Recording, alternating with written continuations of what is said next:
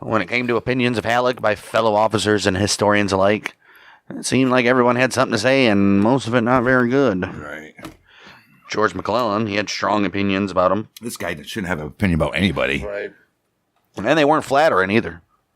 When McClellan, who was then General-in-Chief, had appointed Halleck to replace Fremont in the West, he had done so expecting a capable administrator and military mind.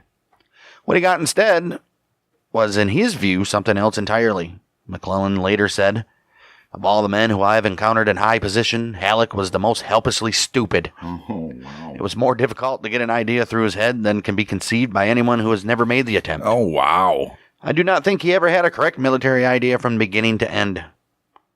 In a letter to his wife, McClellan doubled down on that. He says, "He does not understand strategy and should never plan a campaign." Wow. Jeez. Dang.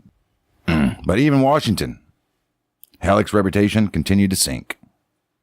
Lincoln, frustrated with Halleck's passivity and indecision, reportedly called him little more than a first-rate clerk. Jeez.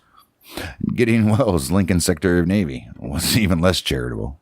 In his wartime diary, Welles wrote, "Halleck originates nothing, anticipates nothing to assist others, takes no responsibility, plans nothing, he suggests nothing, and is good for nothing." Oh, wow. This Welles guy. And Gideon ain't too giddy about. Right. Wow. Later, Welles expanded on that judgment, calling Halleck a moral coward, worth but little except as a critic and a director of operation. Jeez. Wow.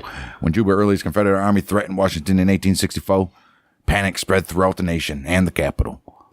Welles described Halleck as utterly paralyzed. He said, "In a perfect maze, bewildered, without intelligent decision or self-reliance."